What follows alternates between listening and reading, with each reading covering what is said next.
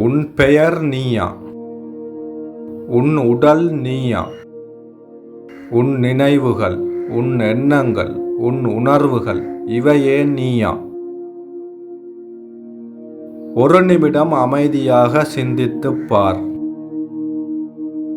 நீ உன்னை இழந்தால் உன்னை கண்டுபிடிக்க முடியுமா? உலகம் உன்னை எப்படி அழைத்தாலும் உன் உள்ளே ஒரு சத்தம் கேட்கிறது. நான் யார்? இந்த ஒரு கேள்வி உன்னை மனிதனாக இருந்து தெய்வமாக மாற்றும் சக்தி கொண்டது. நான் யார்? ஆன்மீக பயணம். நான் யார்? இந்த கேள்வி சாதாரணமான கேள்வி அல்ல. இது வாழ்க்கையின் மிக ஆழமான, மிக முக்கியமான கேள்வி. ஒரு மனிதன் பிறந்தவுடன் அவனுக்கு ஒரு பெயர் கொடுக்கப்படுகிறது. அவன் வளர்கிறான். அவன் அந்த பெயருடன் வாழ்கிறான். ஆனால் அந்த பெயரே அவனா? நீ ரவி என்றால் ரவி என்ற பெயர் இல்லாத போது நீ இல்லையா? அதனால் பெயர் நீ அல்ல. உடலை பார்ப்போம். இந்த உடல் உன்னுடையதா? ஆம். ஆனால் நீயா? நீ என் கை, என் கால், என் முகம் என்று சொல்கிறாய். என் என்று சொன்னால் அது உன்னுடையது. ஆனால் நீ அல்ல. உடல் மாறுகிறது. குழந்தையாக இருந்தாய், இப்போது பெரியவனாக இருக்கிறாய். நாளை முதியவனாக மாறுவாய். மாறிக்கொண்டே இருக்கும் ஒன்று நீயாக இருக்க முடியாது. நினைவுகளை பார்ப்போம். நீ நேற்று நினைத்ததை இன்று மறந்து விடுகிறாய். நீ இன்று நினைப்பது நாளை மாறிவிடும். நினைவுகள் வருகிறன, போகின்றன. அவை நிலைத்தவை அல்ல. அதனால் நினைவுகளும் நீ அல்ல. உணர்வுகளை பார்ப்போம். ஒரு நாள் நீ சந்தோஷமாக இருக்கிறாய், மற்றொரு நாள் நீ கவலையாக இருக்கிறாய். சந்தோஷம் வருகிறது, போகிறது. துக்கம் வருகிறது, போகிறது. ஆனால் அந்த உணர்வுகளை கவனிக்கும் நீ எப்போதும் இருக்கிறாய். அப்படியென்றால் நீ உடல் அல்ல, நீ பெயர் அல்ல, நீ நினைவு அல்ல, நீ உணர்வு அல்ல. அப்படியானால் நான் யார்? இந்த கேள்வியை உண்மையாக கேட்கத் தொடங்கும் போது உன் வாழ்க்கை மாறத் தொடங்கும். நீ வெளியில் தேடுவதை நிறுத்தி உள்ளே பார்க்கத் தொடங்குவாய். ஒரு நாள் நீ அமைதியாக அமர்ந்து கொண்டு உன் உள்ளத்தை கவனிக்க ஆரம்பிக்கிறாய்.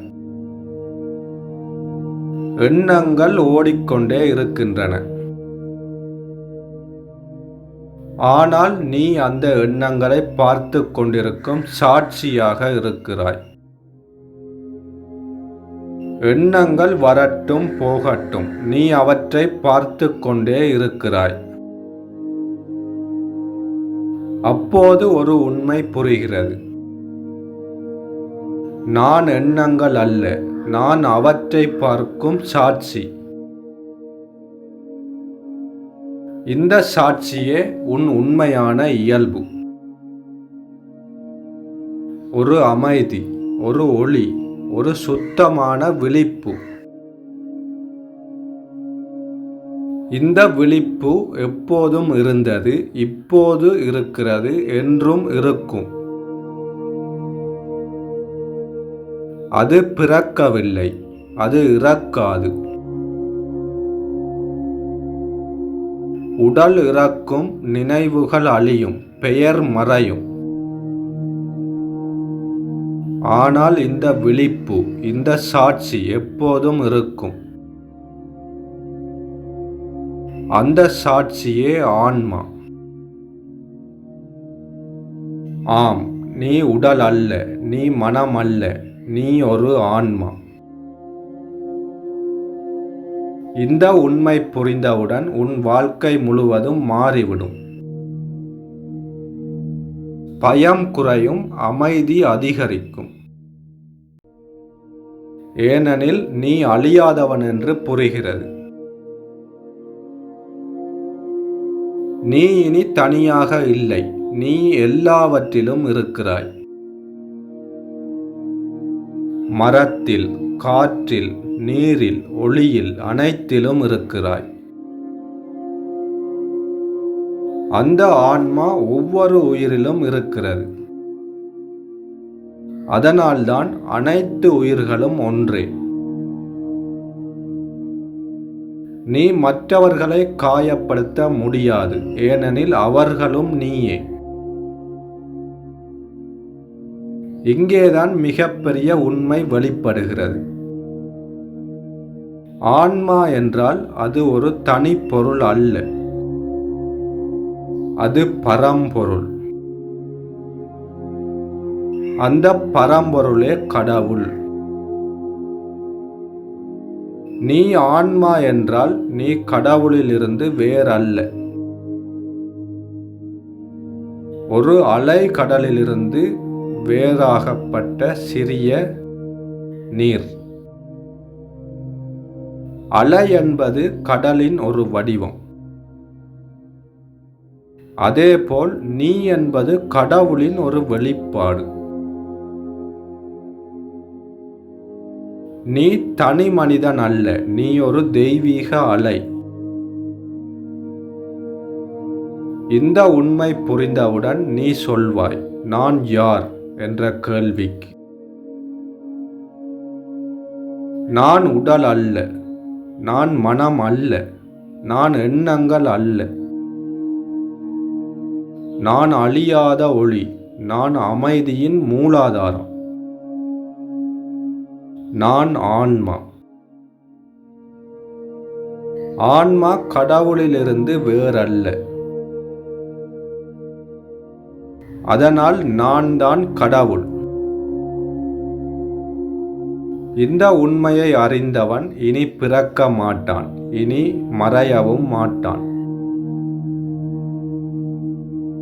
அவன் வாழ்வையே கடந்து விடுவான். இப்போது உன்னிடம் ஒரு கேள்வி. இது கேள்வி அல்ல, அழைப்பு. நீ யார்?